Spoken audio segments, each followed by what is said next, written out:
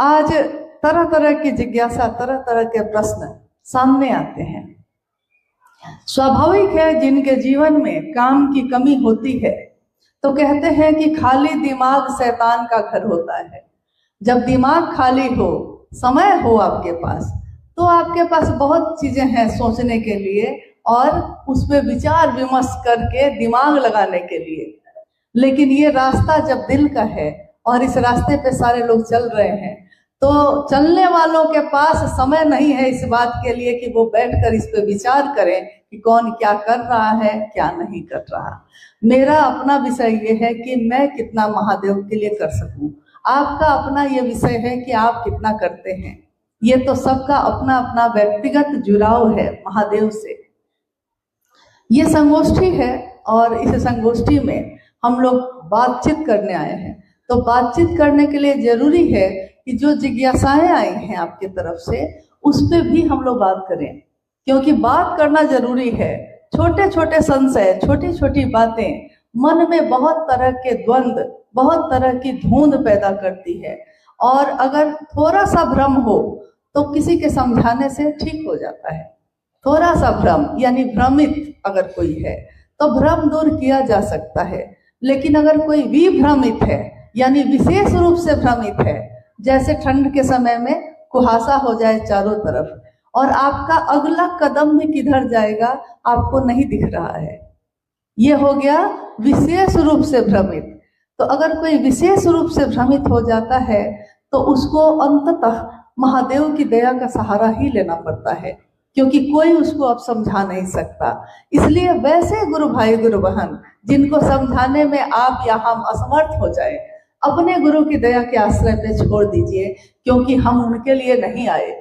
हम सबके इस जीवन में आने का कोई ना कोई कारण है। अकारण तो यहाँ कुछ भी नहीं होता। साहब श्री कहते हैं कि दुर्घटनाएं यहाँ नहीं होती, यहाँ सब कुछ घटना है। ये सब कुछ पहले से तय है।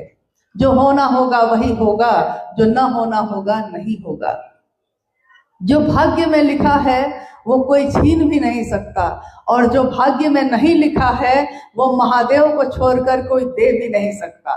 तो महादेव के शरण में जाएं हम सब, एकमात्र एक निष्ठ होकर, और महादेव से प्रेम, महादेव से की शिष्यता, महादेव का शिष्य होना, बस वो समर्पण मांगती है, एक निष्ठता मांगती है। प्रेम हमेशा एक निष्ठ होता है। प्रेम कभी व्यभिचारी नहीं हो सकती। प्रेम जिससे हो जाता है, वो बार बार पात्र नहीं बदलता, और अगर पात्र बदलता है इसका मतलब वो प्रेम था ही नहीं। साहब श्री की किताब को आपने पढ़ा है, मैंने पढ़ा है, हम लोगों के सामने वो लिखा गया। कोरोना काल में साहब श्री लिख रहे हैं, लिखते लिखते उन्होंने एक पंक्ति लिखी। सारी पंक्तियां तो उन्हीं की हैं, लेकिन उस दिन, जिस दिन की बात मैं कह रही हूं, उस दिन उन्होंने लिखा कि मेरे जीवन में ये 70 साल जो मेरे जीवन के बीते, 72 साल, ये हमेशा इसमें बहार नहीं रही, पतझड़ ही पतझड़ था। लेकिन मेरे गुरु की दया से बेमौसम पतझड़ में भी, बिना मौसम के भी बहार आती रही, और मेरे गुरु की दया उस पर मरहम लगाती रही। साहब लिखते हैं कि शायद सबके साथ यही होता है, शायद सबके साथ ऐसा ही होता है। मेरी स्वानुभूति है, स्वानुभूति का अर्थ होता है मेरी स्वयं की अनुभूति है। ये साहब श्री कह रहे हैं कि मेरी स्वानुभूति है कि पीड़ा के क्षणों में गुरु की दया त्वरित हो जाती है। शायद सबके साथ ऐसा होता है जिनके प्रिय शिव हैं या जो शिव के प्रिय हैं। यहाँ ये पंक्ति थोड़ा सा भ्रम पैदा करती है।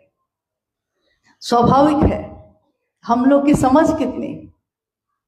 तो हम लोगों ने पूछा, आपने ये पंक्ति लिखी है, जिनके प्रिय शिव हैं या जो शिव के प्रिय हैं, इसका अर्थ क्या हुआ? साहब ने कहा जिनके प्रिय शिव हैं, यानी आज जिनके प्रिय शिव हैं, कल उनकी प्रियता बदल सकती है, क्योंकि आपके तरफ से न मामला चल रहा है, आपके तरफ से न पकड़ा है आपने महादेव को, और आपकी पकड़ तो कमजोर है, कभी भी टूट सकती है, कभी भी प्रियता बदल सकती है। उन्होंने कहा कि कोई किसी भैया किसी दीदी को पकड़ लेता है, मान लीजिए वो भैया के जीवन में कुछ हुआ, दीदी के जीवन में कुछ हुआ और उनका मन बदल गया,